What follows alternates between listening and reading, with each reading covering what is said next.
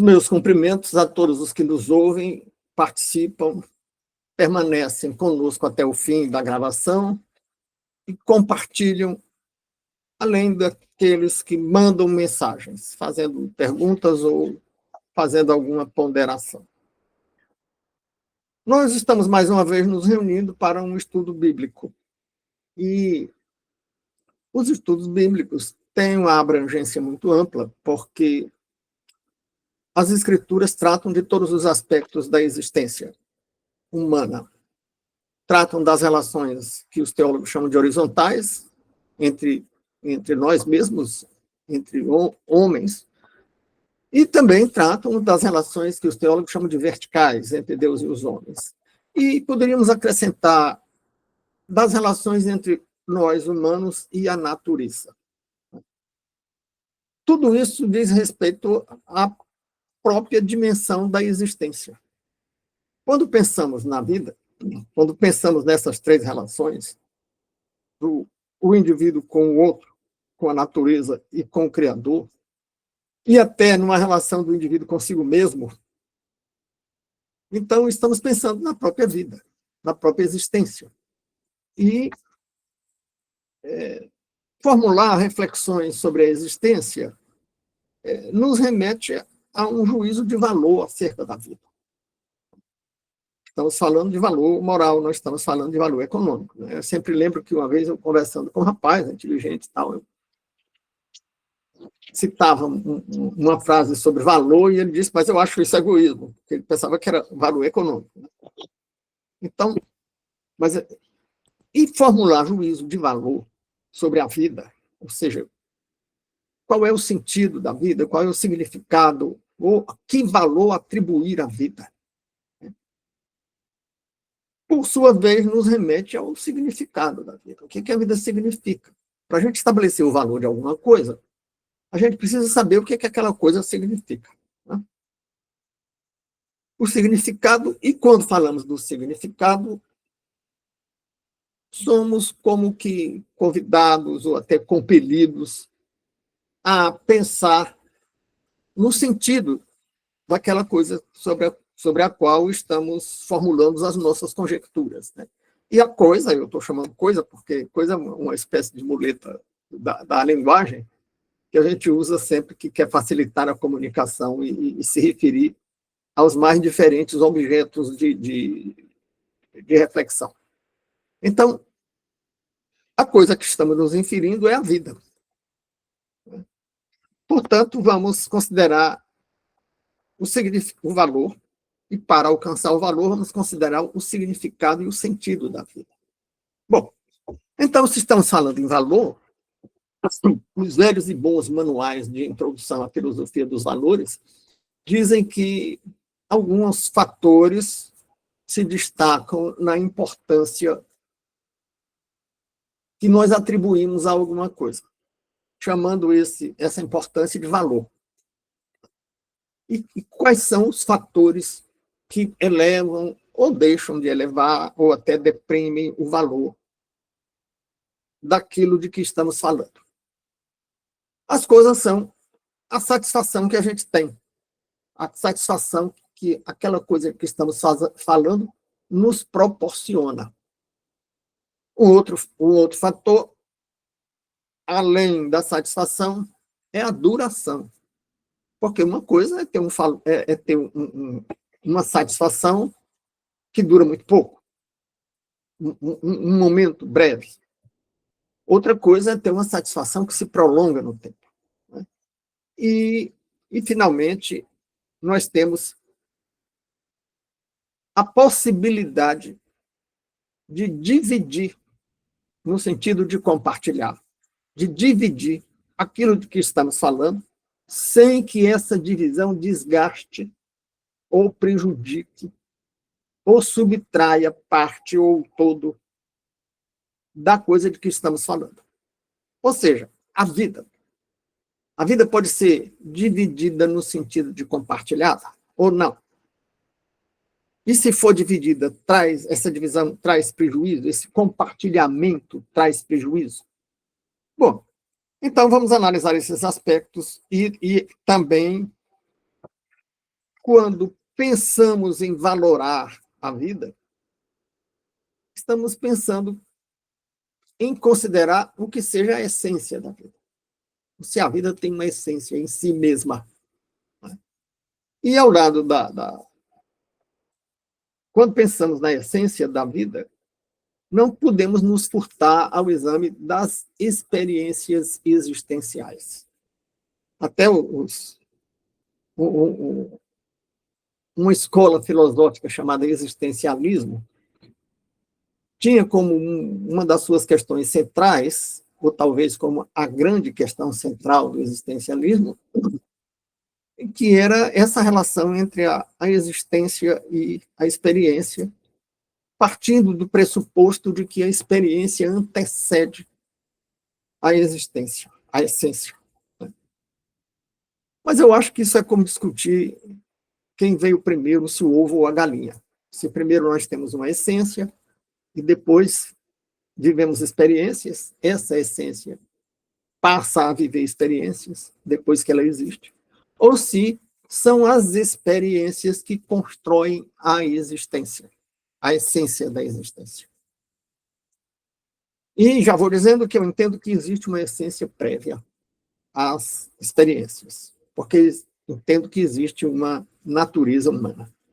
Bem, então, temos ainda a considerar que a existência precede a experiência e temos o reconhecimento de uma natureza humana como consequência disso. Né?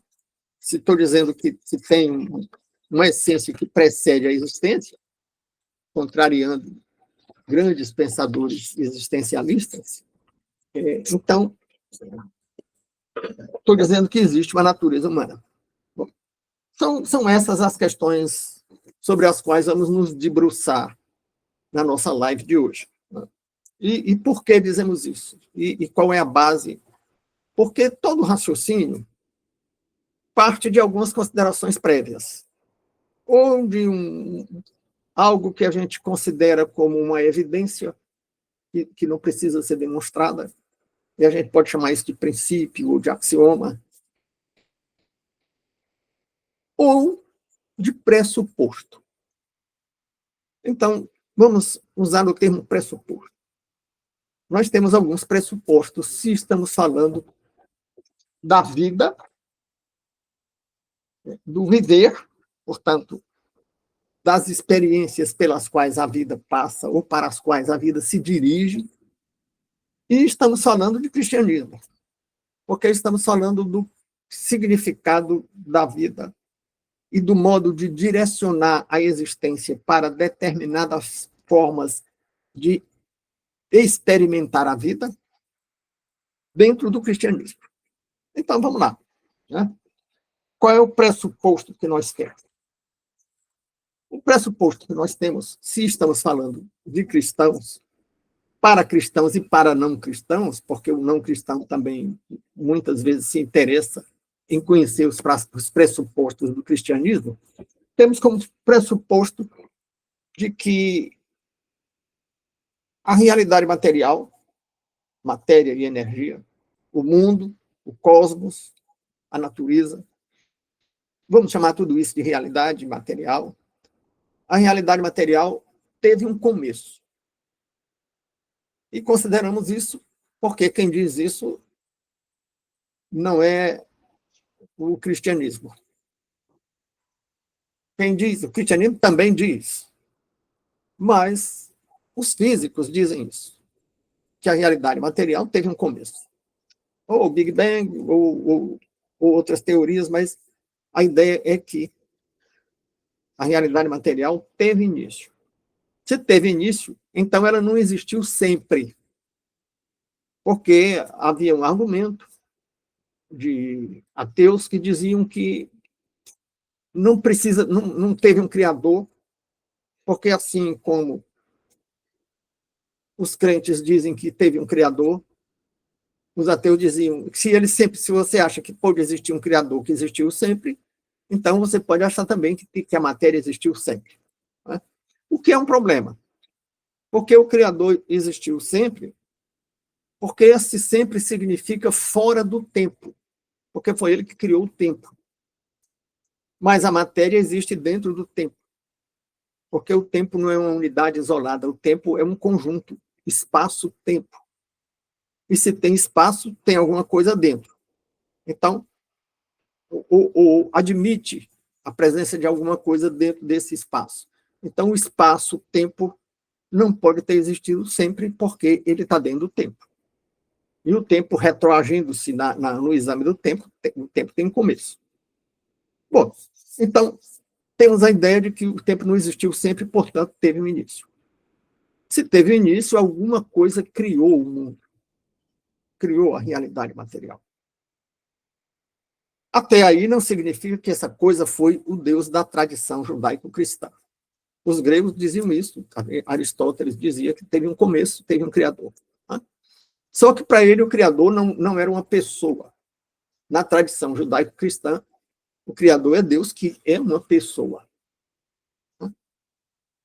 É um Deus pessoal. É infinito, mas também é pessoal. Além disso, esse criador, que o Aristóteles chamava motor primeiro, ou motor um, ou motor imóvel. Né? Imóvel porque não se modificava. Movimento aí não é o movimento cinemático, não é o movimento de um carro que passa, ou de alguém que caminha, ou de uma bola que levou um chute. Não é o movimento do deslocamento no espaço, dentro de uma determinada unidade de tempo. É a mudança da essência de alguma coisa. É uma semente que se transforma numa árvore. É um ovo que se transforma num pinto. Isso é movimento metafísico, não é um movimento cinemático. Aquele movimento da bola que o menino chutou é um movimento cinemático. Então, motor imóvel também o Aristóteles chamava, porque o que criou tudo não se transformava. Era sempre a mesma coisa que criou tudo. Né? Até porque tinha potencial para tudo, e quem tem potencial para tudo não tem como ter mais alguma coisa. Mas a tradição judaico-cristã vai além. Diz que esse motor primeiro, esse número um, esse motor imóvel, não é imóvel, não. Ele se move. Não se move no sentido de sair do lugar, porque ele não ocupa o espaço, não está dentro do espaço-tempo. Nem se move no sentido de passar a ser outra coisa, como a semente passa a ser uma árvore, um ovo passa a ser um pinto. Se move no sentido de ter sensações. É aquele criador que pode se indignar com algumas coisas, que pode se alegrar com algumas coisas, que tem prazer em algumas coisas. Tem um movimento no sentido do sentimento. Se move os sentimentos dele se movem. Né? E se comunica e intervém na realidade. Porque o motor imóvel leva ao deísmo com D de dado. O deísmo com D de dado é o motor imóvel, que não se comunica nem intervém na realidade, que alguns pensadores chamavam de Deus relojoeiro. O relojoeiro faz o relógio e não toma conta. Faz o relógio e vende, ou dá, de presente. E o relógio tem que funcionar por ele mesmo. Né? Agora, outra coisa é o teísmo com T de trem. No teísmo não é um motor imóvel. O criador é uma pessoa que se comunica com as criaturas, com aqueles que ele criou. E intervém na realidade, não fica só olhando. Né? Então, temos o pressuposto de que estamos tratando da vida, da existência, do sentido da vida, a partir do pressuposto de que a realidade teve começo, esse começo foi proporcionado por um criador, esse criador é um criador que tem uma identidade pessoal, se comunica conosco e intervém na realidade.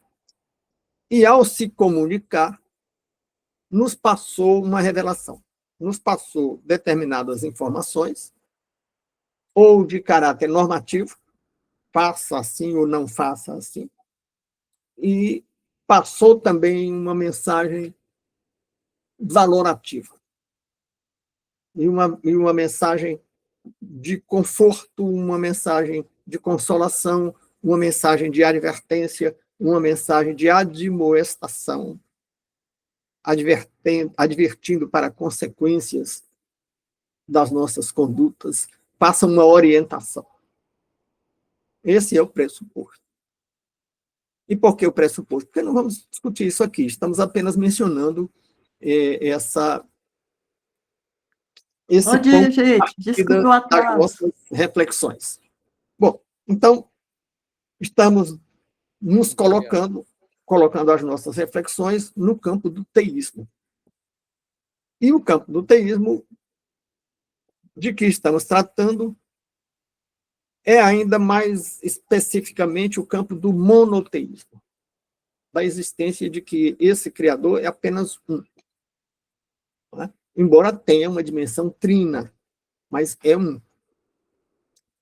Aliás, dimensão trina preocupa ou é percebido por muita gente como uma coisa misteriosa e incompreensível, mas eu não tenho dificuldade com isso, não. Né? A psicanálise também diz que nós temos id, ego e superego. Né? Temos o id, que são os nossos impulsos inconscientes, ou que vêm do inconsciente, temos o id. Temos o ego, né? E temos o superego. Temos o ego que trabalha ou atua em razão do id, dos impulsos, e das circunstâncias, das conveniências e inconveniências, e temos o superego, que é uma espécie de freio, de autocensura. Né? Então, se uma pessoa humana tem 3 dimensões, por que o Criador não pode ter 3 dimensões em Pai, Filho e Espírito Santo? Eu não vejo dificuldade nisso, não. Né? Mas estamos situando aqui as premissas. Premissa é o que o filosofês, o jargão da filosofia chama, como o jargão da filosofia chama, aquele ponto de partida, aqueles pressupostos, ou aqueles axiomas, aqueles princípios. Você não discute princípio, não discute axioma, não discute premissa. É claro que podem ser discutidos, mas você não discute quando estabelece essas premissas. E aqui nós estamos estabelecendo como premissa a revelação, as escrituras como revelação, portanto, não vamos discuti-las. Tá? Estamos só dizendo qual é a base das nossas considerações. E, sendo assim, no campo do teísmo e do teísmo monoteísta, estamos ainda mais especificamente no campo da tradição judaico-cristã. E por que judaico-cristã? Porque tem outros monoteísmos, como é o caso do Islã, ou pelo menos outro. Me ocorre no momento o Islã, a crença dos muçulmanos. Não me ocorre mais nenhuma. Né? Mas, de certo modo, o monoteísmo está também subentendido ou está como que oculto por trás do politeísmo. Tem um livro chamado O Fator Melquisedeque, de um cara chamado Dom. O prenome dele é Dom, eu não estou agora com o sobrenome, que diz que missionários que andaram em povos primitivos da Oceania, do Himalaia, da Amazônia, portanto, povos isolados uns dos outros, não é que um tenha influenciado o outro, e povos que eram politeístas, e até alguns eram animistas. Os animistas são aqueles que adoram o sol, ou a lua, ou uma árvore, ou uma montanha, ou uma vaca, ou adoram alguma coisa da natureza. Mesmo entre estes, em todos os povos por onde muitos missionários andaram e fizeram observações, mas não só missionários, também antropólogos constataram isso. Todos esses povos tem, no meio dos vários deuses que eles cultuam, eles têm um que eles dizem que é uma espécie de chefe dos deuses e que foi quem deu início a tudo. Portanto, eles acabam sendo, em último grau, monoteístas. Então, todos são monoteístas. Porque se tem um Deus que é o chefe dos deuses, a Josefina está me lembrando aqui que o autor do Fato Melquisedeque é Dom Richardson. Né? Richardson, Dom e Richardson são nomes. Né? Então, nós temos aí o monoteísmo ou explícito, ou consciente e aparente, ou um monoteísmo nem sempre consciente e muitas vezes meio que oculto em todas as crenças, tanto teístas como deístas. Talvez não deístas, mas com certeza teístas com T de trem. Bom, agora, as nossas premissas também consideram, ou tomando como base a tradição judaico-cristã, consideram as escrituras como o ponto de partida, ou a base, o alicerce das nossas reflexões. E nós colocamos aí no texto um excerto da carta aos Romanos, Romanos 12, 1, capítulo 12, versículo 1, que diz: Rogo-vos, pois, irmão, pela compaixão de Deus, que apresenteis os vossos corpos em sacrifício santo e agradável a Deus, que é o vosso culto racional. Então, estamos considerando como uma das nossas premissas que o cristianismo é um culto racional. Isso aí gera algumas perplexidades, porque fala em sacrifício do corpo. Voltando ao texto, lendo novamente o texto. Rogo-vos, pois, irmãos, pela compaixão de Deus, invoca, portanto, a compaixão de Deus, que apresenteis os vossos corpos em sacrifício santo e agradável a Deus.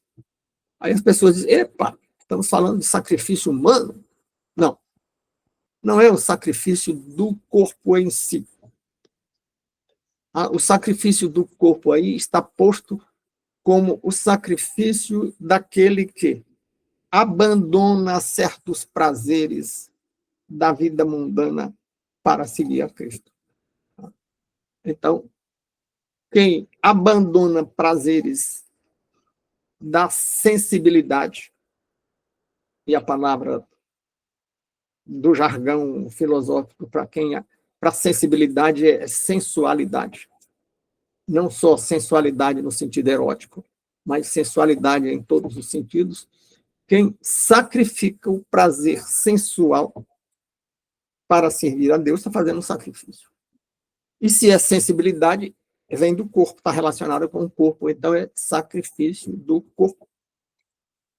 E volto a dizer, não é só erotismo.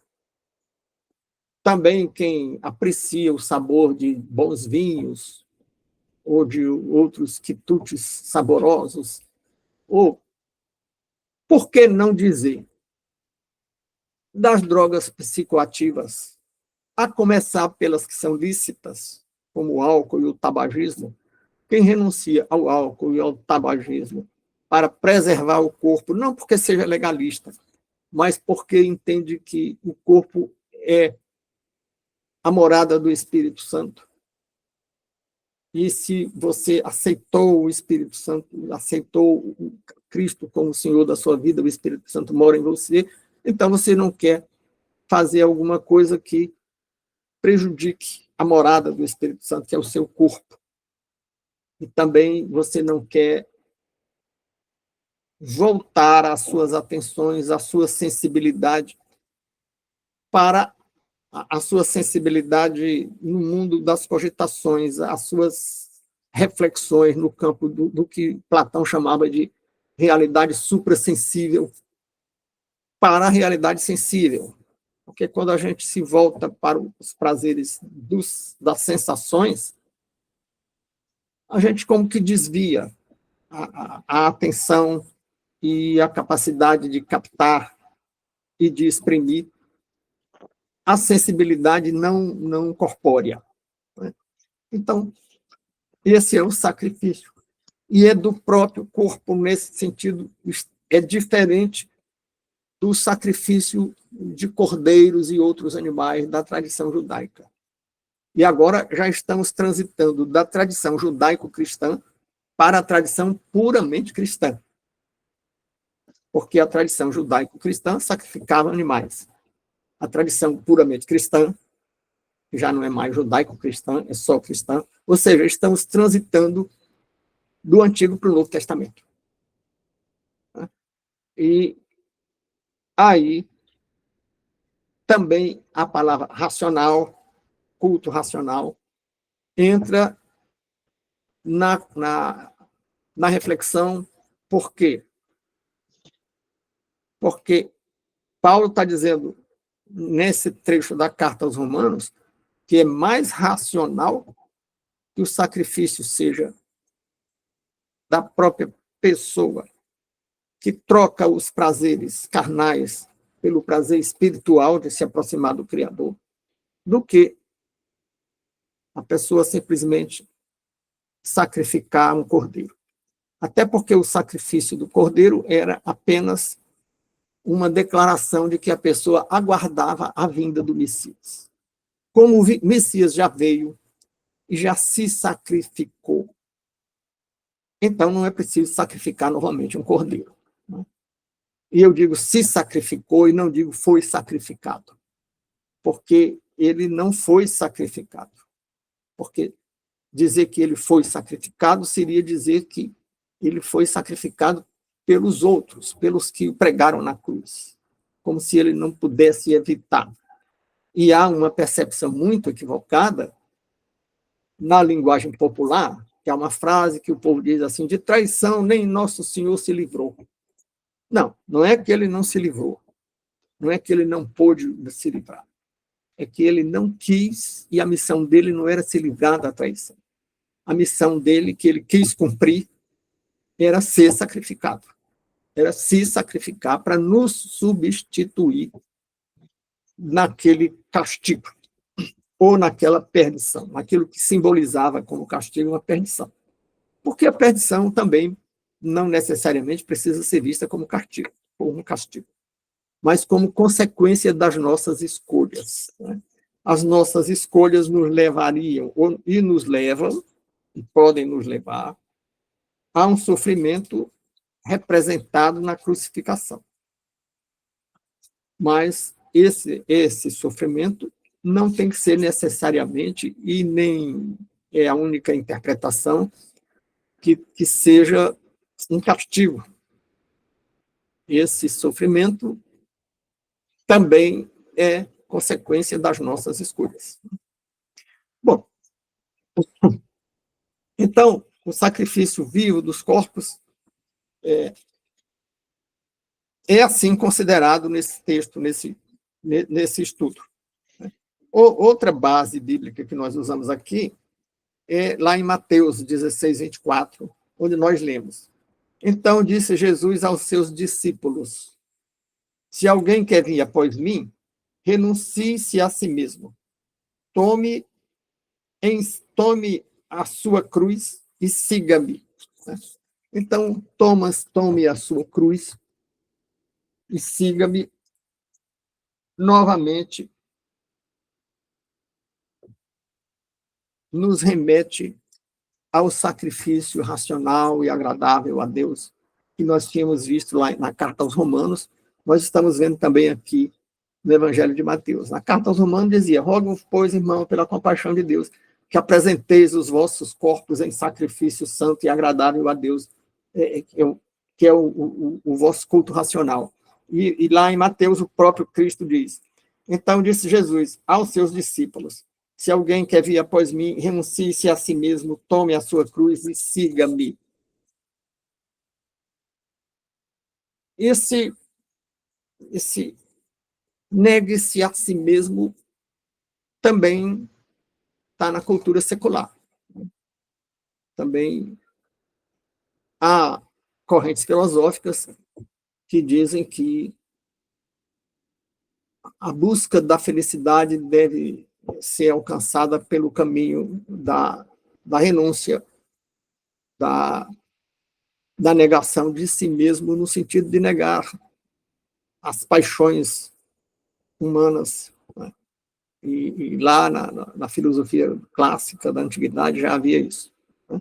Bom, então, vimos quais são os nossos objetivos: valorar a vida. Para valorar a vida, vamos ver a capacidade de satisfação. No jargão filosófico se chama isso satisfatividade.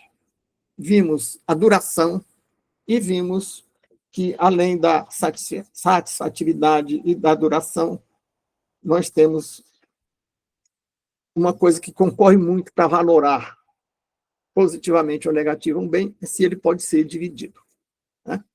Eu dizia muito em sala de aula que você pode gostar muito de um sanduíche, mas você não pode dividir com alguém. Se você dividir, você vai perder alguma coisa dele. Se você está comendo sanduíche e alguém diz, me dá uma mordidinha, e você dá aquele pedaço da mordidinha, você perdeu. Porque aquele bem é divisível. Divisível no sentido de divisão com perdas. Agora, um livro, você lê, alguém pode tomar emprestado, lê também, se for cuidadoso, não estragar, ele pode ler sem estragar e devolver. Então, você não perdeu nada. Então, um livro, nesse sentido, tem um valor maior do que um sanduíche, do ponto de vista da divisibilidade, porque ele pode ser dividido sem perdas. A vida também pode ser dividida sem perdas. As pessoas podem compartilhar a existência. E há largas tendências, largas correntes de pensamento, não só teológico como filosófico, que dizem que o homem é um animal gregário e que a felicidade na solidão não é o caminho, não é um caminho macio, tá? É um caminho mais difícil. Algumas pessoas acham até que não é possível alguém ser feliz, como o Robinson Crusoe numa ilha, né? O Robinson Crusoe é o personagem de um livro que escapou do naufrágio, foi o único sobrevivente e chegou numa ilha e viveu 28 anos sozinho nessa ilha, né?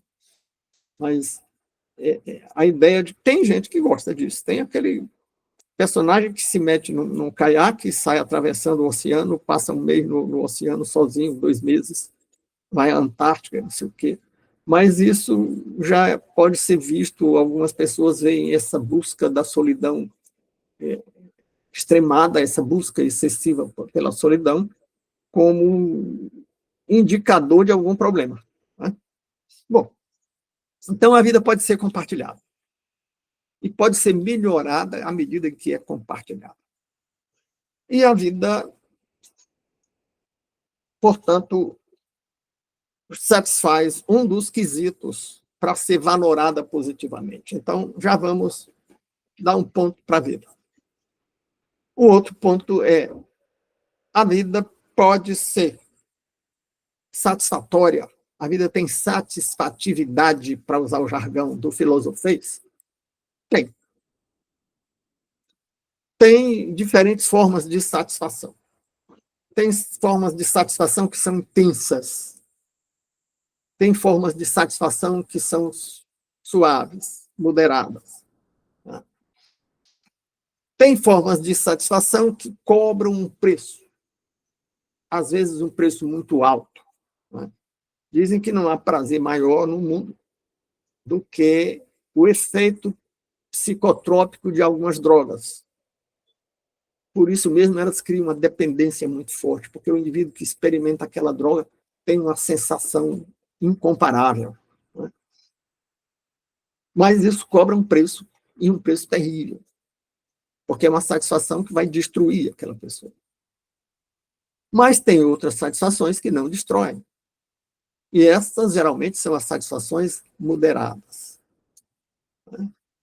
E a satisfação tem limite, porque uma coisa é ter satisfação num primeiro momento, numa primeira experiência. À medida que uma experiência se repete, a satisfação vai diminuindo, né? Então, novamente, voltando às drogas, agora lembrando a satisfação de uma droga lícita, a quem aprecia o sabor de uma bebida, de um vinho, digamos, ele tem um prazer maior na primeira dose, que vai embotando, o prazer vai embotando, e depois de muitas doses ele nem sente mais. Por isso é que os vendedores de bebida, depois de muitas que o cliente tomou muitas doses, eles colocam uma bebida de má qualidade, que o cliente nem vai notar, porque a percepção do sabor ficou embotada, né? E isso, na fisiologia, explicam, dizendo que os primeiros estímulos da nossa sensibilidade, eles são crescentes, né? Por isso é que um jogador de futebol que vai entrar no meio do jogo, ele primeiro faz corrida estacionária, ali ao lado do banco de reservas, porque os primeiros estímulos até aumentam a capacidade de resposta ao estímulo, para ele ser capaz de correr como quem já está com sangue quente, vamos dizer assim, né? Mas se ele ficar muito tempo fazendo aquela corrida estacionária, ele vai cansar, ou seja, depois de um certo número de estímulos, aí a capacidade de resposta ao estímulo diminui.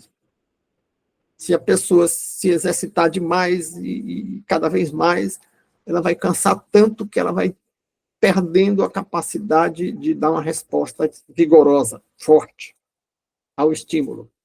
Bem, então vimos que a vida tem satisfatividade, dá prazer, ou pode dar prazer. E vimos que a vida pode ser compartilhada, pode ser dividida sem prejuízo. Nesse sentido, algumas pessoas dizem que ela é indivisível. Outros dizem, não, é divisível sem perda. Eu prefiro dizer que ela é dividida sem perda, sem prejuízo. E pode ser até que tenha ganhos com a divisão, com o compartilhamento. Ah, mas tem coisas que não podem ser compartilhadas. Sob certos aspectos, nós necessariamente vivemos na solidão. Certas decisões, certas responsabilidades são indivisíveis. Certas divisões certas escolhas são necessariamente solitárias, não é? Mas isso não abrange todas as dimensões da existência. Existem dimensões da existência que podem e devem ser compartilhadas e que são até mais prazerosas quando são compartilhadas, não é? Bom, então, qual é o terceiro fator que nos propunhamos a examinar sobre a valoração da vida? Já vimos a satisfatividade e a divisibilidade do usufruto, né? Da fruição, do desfrute. Agora, vamos para a duração. E aí, e a vida? É duradoura ou é breve? Há uma percepção bem fundamentada de que a vida é breve. Tem até passagem bíblica que diz que a vida é como uma bruma que o vento leva, né? Ou como a pragana, um tipo de capim ou coisa parecida, que amanhece o dia e quando é no fim da tarde já murchou, né? Mas isso porque o tempo tem duas dimensões. Uma coisa é o tempo na dimensão prospectiva, ou seja, olhando para frente. Se alguém diz, se você liga para alguém no meio da ligação, alguém diz, espera aí um minutinho que eu vou atender alguém aqui em casa. E te deixa no telefone esperando 10 minutos, isso é muito tempo. Porque são 10 minutos de espera para algo que está no futuro, que aquela pessoa que está no telefone volte a lhe dar atenção. Se alguém dissesse, um jovem começa no primeiro emprego e diz, daqui a 35 anos eu me aposento. É uma longa espera. Se ele tem essa esperança ou essa expectativa da aposentadoria, porque é uma pessoa que não gosta do trabalho, então está doido para se aposentar. Mas esperar 35 anos é um longo tempo. Passados os 35 anos, no dia que ele se aposenta, e olha por cima do ombro, vira a cabeça assim, por cima do ombro, e olha para trás. E contempla essa estrada de 35 anos percorridos e diz: e parece que foi ontem que eu entrei aqui nesse trabalho pela primeira vez. Parece que foi ontem. Então, a perspectiva do tempo passado, a retrospectiva, a visão retrospectiva do tempo, ela é bem curtinha. Então, a vida vivida não tem duração. O poeta que fez 80 anos, Carlos Drummond de Andrade, quando fez 80 anos, deu uma entrevista numa emissora de televisão muito ouvida, na época era muito ouvida, não sei se ainda é, e na entrevista disse que e como é o que é fazer 80 anos? E ele disse, é como subir num avião a jato e descer no próximo aeroporto. Porque 80 anos vividos, na visão retrospectiva, é um tempo muito breve, muito curto, muito pequeno, então a vida não tem duração. Mas o tempo tem uma dimensão prospectiva, para frente. E, certamente, o poeta Carlos Drummond de Andrade, quando era criança, se perguntasse, você vai viver os próximos 80 anos, e o que você acha desse tempo? Ele diria, é muito tempo. Então, a vida não é curta, nem é longa. Ela tem uma dimensão curta e uma dimensão longa. E a dimensão curta serve para tornar mais importante, para aumentar a sensibilidade e o valor do desfrute da vida. Porque se nós não tivéssemos tempo, fôssemos eternos, as coisas perderiam o sentido e o significado para nós. Né? Alguém que recebe um diagnóstico, ou melhor, um prognóstico sombrio para uma doença, alguém que diz, olha, você tem 6 meses de vida. Essa pessoa passa a ter um sentido de urgência. Então, essa pessoa passa a ver com outros olhos o tempo, passa a ver com outros olhos os compromissos, o que ela ainda pode fazer, ou o que ela já não pode fazer, pensando se realmente não significa nada, não perdeu nada por não ter feito, ou se perdeu alguma coisa por ter feito. Então, o tempo,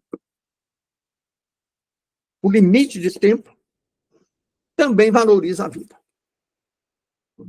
Porque se a pessoa sabe que vai viver pouco, então ela passa a ver a vida, o tempo de vida, como uma coisa mais preciosa.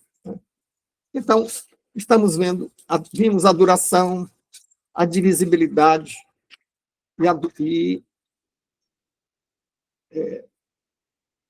a duração, a divisibilidade e a satisfatividade. A vida tem tudo isso.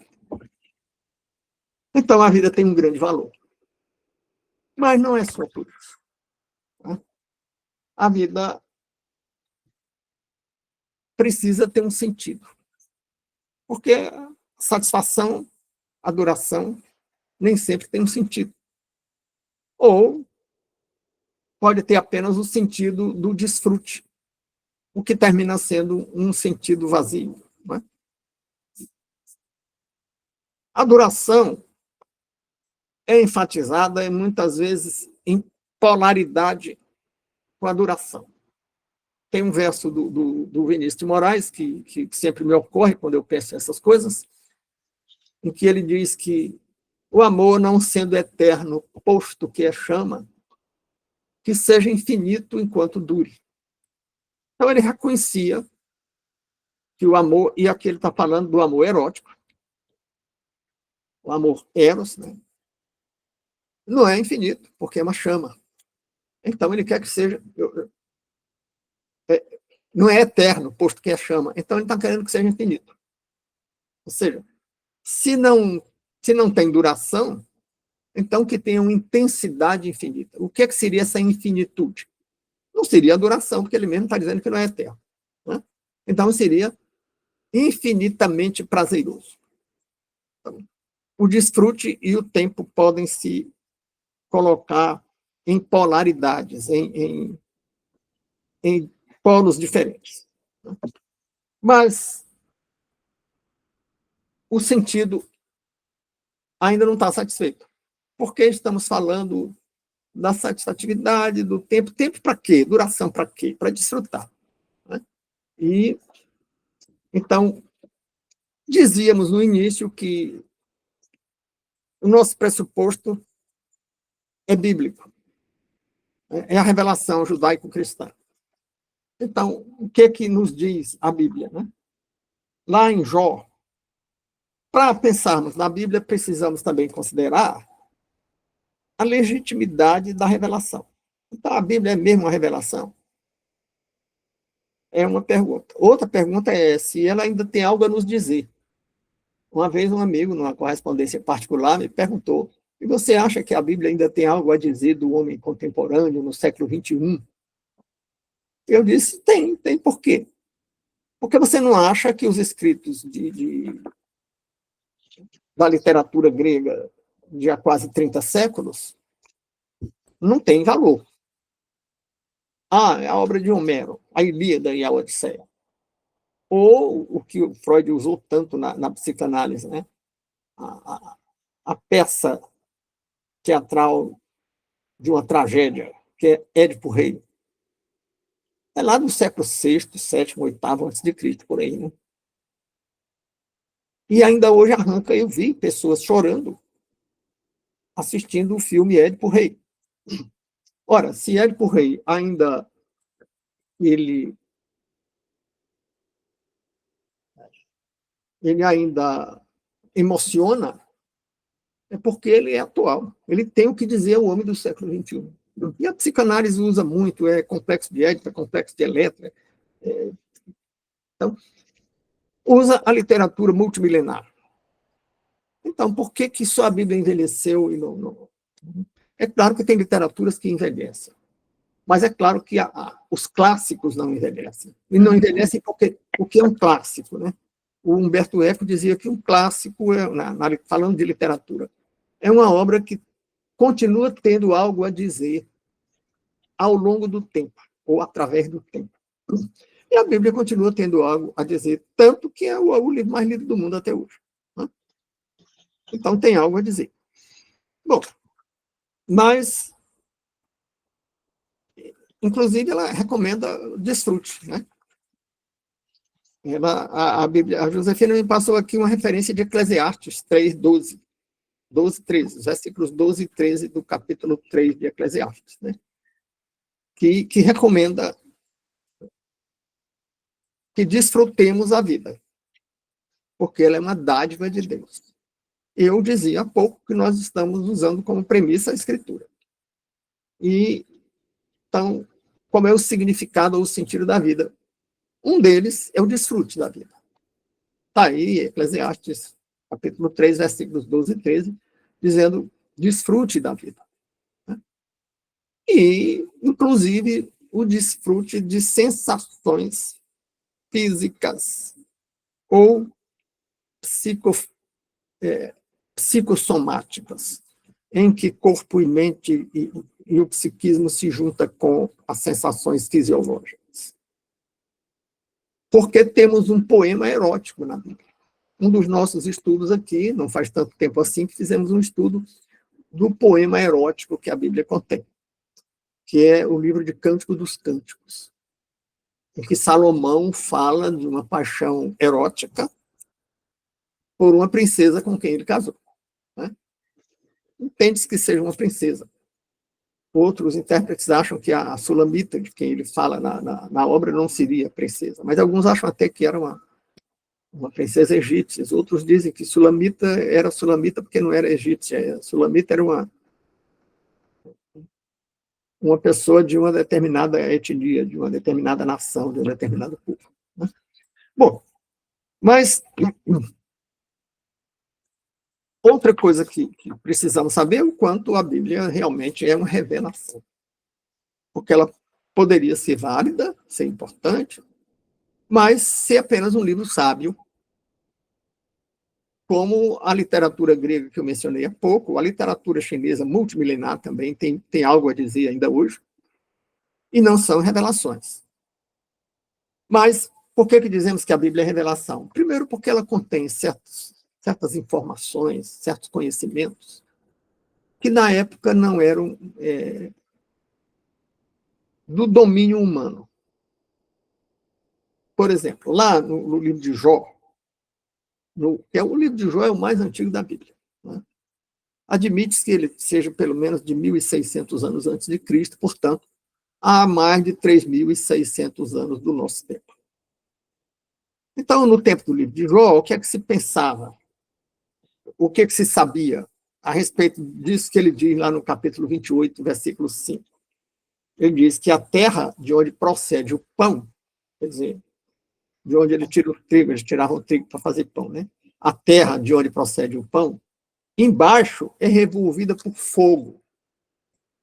Ora, ninguém conhecia a história das camadas internas da Terra, do núcleo, de outras camadas que revestem o núcleo, onde você tem fogo, onde você tem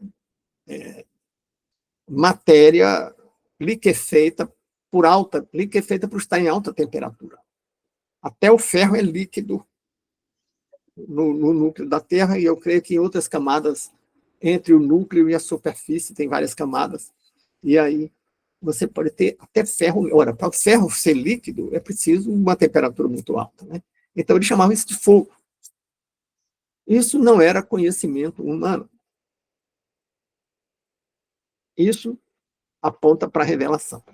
Mas não é só isso.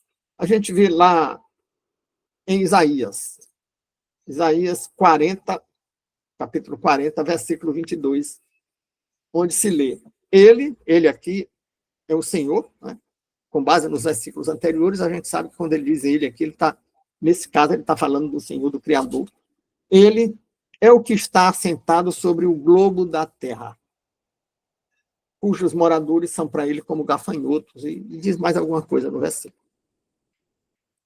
Assentado sobre o globo da terra, há 3.600 anos. Quem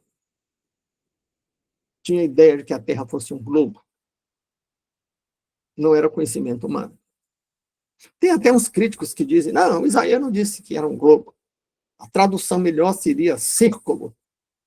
Ora, pode ser que no hebraico, eu não sei nada de hebraico e não vou discutir qual é a melhor tradução, se é globo ou é círculo.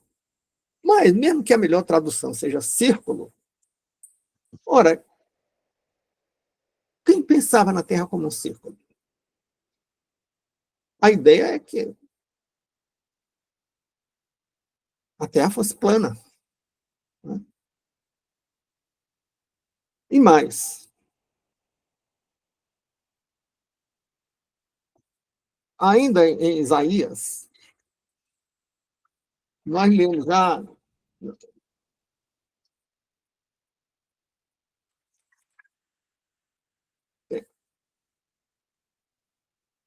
Tem uma outra passagem de Isaías em que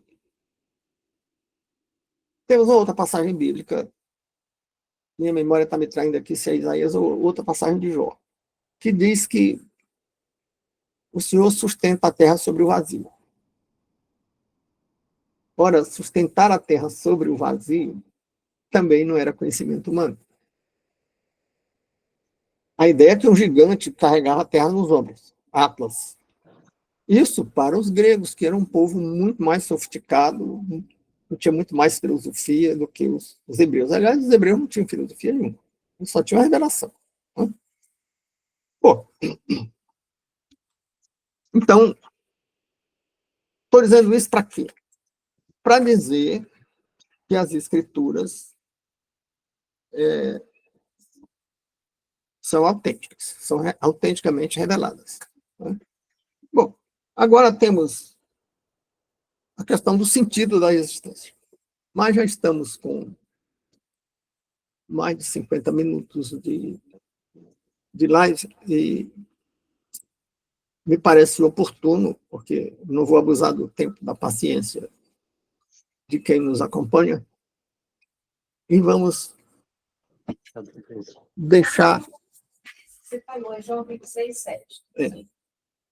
Sobre, olha aí, Josefina, mais uma vez me assessorando aqui.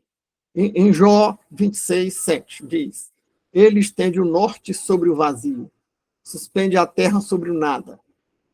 Em outras traduções, a frase é expressa de formas semelhantes, como ele estende os céus do norte sobre o espaço vazio, e faz a terra flutuar sobre nada. Fazer a terra flutuar sobre nada não era conhecimento humano. Sem falar nas profecias que se cumpriram, como a queda do Império Babilônico, a queda do Império Persa, a queda do Império Macedônico, do Alexandre o Grande, e a queda do Império Romano.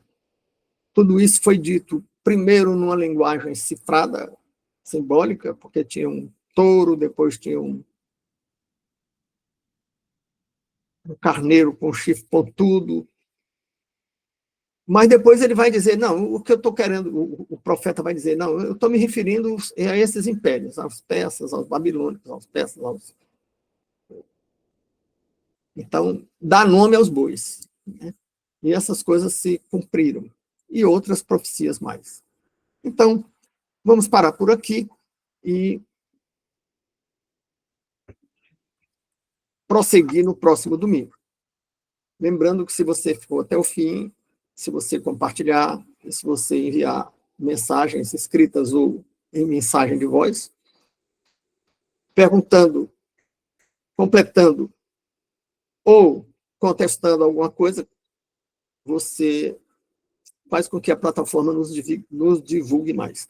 Obrigado pela atenção e até o próximo domingo. Lembrando que aqui nós paramos a gravação e sem gravar, sem ir para o canal, nós vamos também ouvir quem está participando no momento, porque algumas pessoas se sentem mais à vontade para falar sem serem expostas, até por motivo de segurança.